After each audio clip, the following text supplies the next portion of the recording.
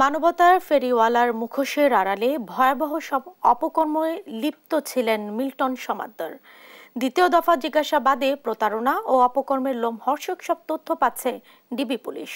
সংবাদ সম্মেলনে বাহিনীর মুখপাত্র জানান, একে একে অপকর্মের কথা স্বীকার করছেন মিল্টন। আর আল হাজ শামসুল হক ফাউন্ডেশন আশ্রমে থাকা মানুষগুলো দায়িত্ব নিচ্ছে বলেও জানান ডিবি প্রধান।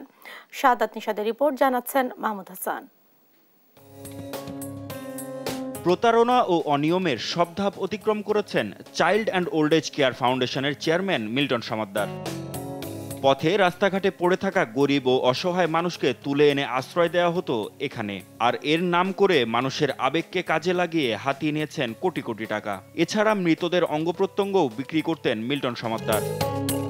প্রথম দফা জিজ্ঞাসাবাদে লোমহর্ষক এমন অনেক বিষয় স্বীকার করেছেন এ প্রতারক। দ্বিতীয় দফায় এখন আবারও তাকে জিজ্ঞাসাবাদ করছে ডিবি।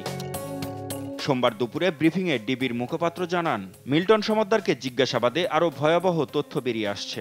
বিভিন্ন মানুষকে প্রতারিত করে তাদেরকে এই কিছু বৃদ্ধ, অনাথ এবং তারা মানসিকভাবে ভারসাম্যহীন এই সকল লোকদেরকে পুঁজি করে তিনি যে বিভিন্ন জায়গা থেকে যে টাকা কামাচ্ছিলেন, এই টাকাগুলো তার অ্যাকাউন্টে জমাই হচ্ছিল, বাট সে কিন্তু কোনো টাকাই খরচ করছিলেন না, তাদেরকে চিকিৎসা সেবা দিচ্ছিলেন না।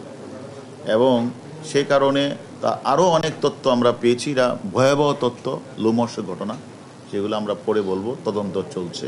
আশ্রমে থাকা মানুষগুলোর কি হবে সে বিষয়ে স্পষ্ট করেন হারুন আর রশিদ।